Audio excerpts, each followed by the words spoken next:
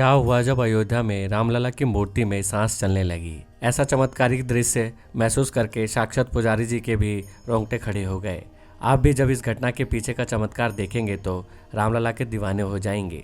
शुरुआत करने से पहले अगर आप भी एक राम भक्त है और सच्चे सनातनी हैं तो वीडियो को लाइक जरूर करें और कमेंट बॉक्स में सच्चे दिल से जय श्री राम अवश्य लिखें। आज अयोध्या में रामलला को देखकर करोड़ों लोगों की आंखें या तो नम हो गई हैं या फिर कोई खुशी से झूम रहा है। और हो भी क्यों ना, 500 सालों का इंतजार आखिरकार खत्म जो हुआ है। हर किसी की जुबान पर बस जय श्री राम का ही जाप है। अब आपके मन में भी एक सवाल जरूर आ रहा होगा, आखिर रामलला की मूर्ति का रंग काला क्यों है। रामलला की मूर्ति का निर्माण जिस पत्थर से किया गया है उसका नाम श्यामशिला है। इस काले पत्थर को कृष्णशिला के नाम से भी जाना जाता है। यही वजह है कि रामलला की मूर्ति काली है।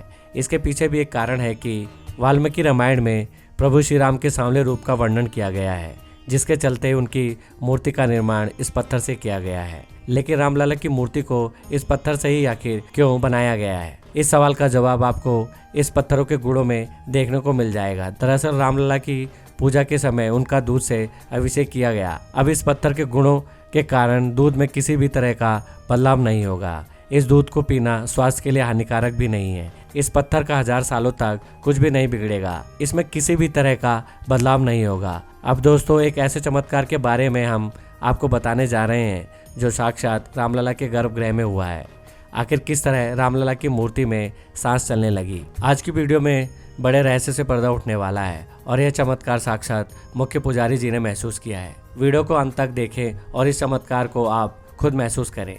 सत्येंद्र दास राम जन्मभूमि के मुख्य पुजारी हैं। वे आज से नहीं बल्कि पिछले 32 सालों से रामलला की पूजा करते आ रहे हैं। रामलला की पूजा के लिए उनका चयन 1992 में बाबरी विध्वंस से 9 माह पहले हुआ था। सत्येंद्र दास की उम्र अब 80 वर्ष हो चुकी है, लेकिन इसके बावजूद भी उनके स्थान पर रामलला की पूजा के लिए अन्य मुख्य पुजारी का चयन नहीं हुआ, बल्कि सत्येंद्र दास ही मुख्य पुजारी के रूप में नए मंदिर में राम जी की पूजा करेंगे। उन्होंने सन 1939 में घटित एक ऐसे चमत्कार के बारे में बताया है जिसे सुनने के बाद मुसलमानों के भी होश उड़ गए।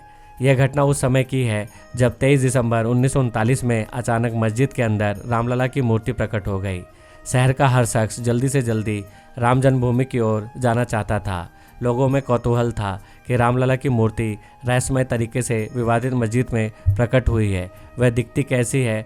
तब कुछ मुसलमानों ने यह विरोध किया कि मूर्ति को रात्रि के समय कुछ हिंदुओं ने यहाँ पर गैर कानूनी तरीके से रख दिया है। तब सत्येंद्र दास भी उस आंदोलन का हिस्सा थे। उस समय वहाँ पर एक बहुत ही बूढ़ी महिला मौजूद थी जो हमेशा से ही रामलला को अपने बच्चे के रूप में देखती थी। जब उसने प्रकट हुई रामलला की मूर्ति को देखा तो उस बूढ़ी माँ की आंखें ममता से भर गई। उन्होंने रामलला की मूर्ति को अपने गोद में लिया और उन्हें दुलार करने लगी, मानो कई सालों बाद एक माँ अपने बच्चे से पुनः मिल गई हो। यह नज़ारा देखकर वहाँ खड़े हिंदुओं के भी आंखें नम हो गईं। लेकिन कुछ विरोधी पंथ इस पूरे दृश्य का मजाक उड़ा रहे थे, उस बूढ़ी माँ के ऊपर हंसी मजाक कर रहे थे। वहीं पर एक मुस्लिम शख्स खड़ा था जो पेशे से एक डॉक्टर की पढ़ाई कर रहा था।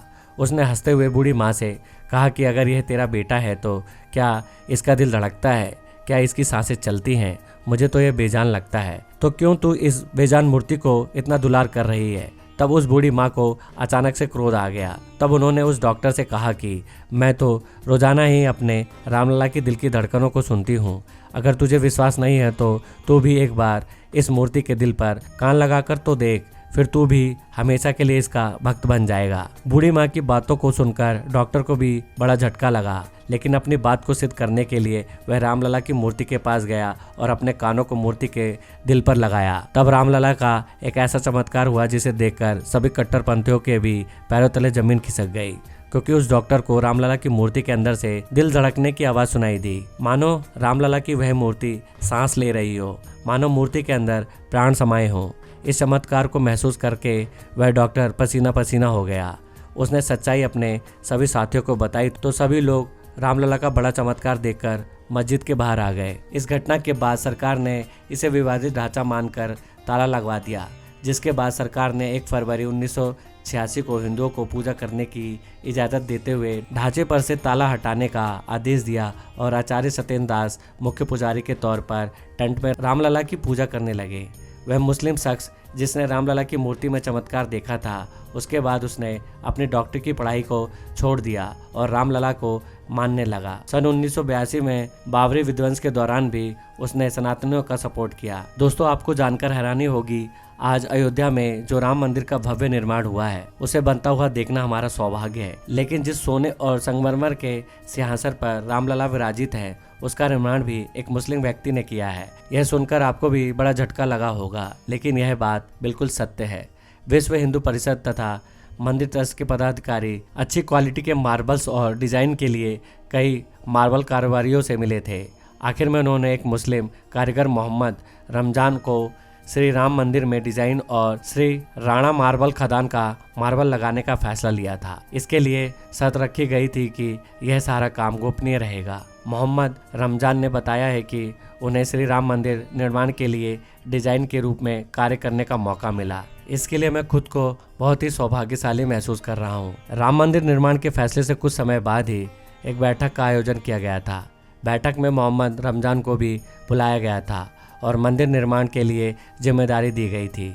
उन्हें गर्भगृह में स्थापित होने वाली रामलला प्रतिमा के लिए सिंहासन बनाने का भी महत्वपूर्ण जिम्मेदारी मिली थी। इसके बाद से ही रमजान के परिवार में खुशी की लहर थी। मोहम्मद रमजान ने अपनी कलाकृति से ही श्री राम मंदिर के गर्भगृह की दीवारें, छतें, दरवाजे, फर्श तथा सीढ़ियों पर अलग अलग कलाकृति बनाई। मोहम्मद रमजान के इस काम में उनके 650 से लेकर 700 कारीगर लगे हुए थे। यह सभी पत्थरों पर नक्काशी का काम कर रहे थे, लेकिन इनमें से किसी को नहीं पता था कि यह काम राम मंदिर के लिए चल रहा है। यह सच में बहुत आश्चर्य का विषय था।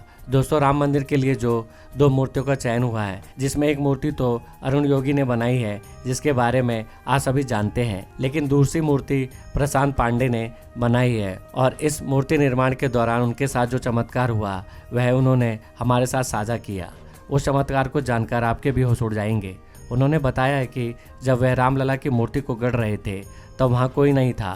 तब अचानक कहीं से एक दिव्य संत उनके पास आए। उन्होंने अपना नाम नहीं बताया, लेकिन मुझे उनसे बहुत अच्छी प्रेरणा मिली। कुछ देर बाद वह चले गए, लेकिन जिस कुर्सी पर वह बैठे थे, बस मैं उस कुर्सी पर जा बैठा तो अचानक से मेरे शरीर में काफ़ी ऊर्जा आ गई। ऐसा अभाव हुआ जैसे हनुमान जी ही आए थे। प्रशांत के पिता सत्यनारायण पांडे ने बताया है कि रामलला की मूर्ति बनने में 7 महीने लगे।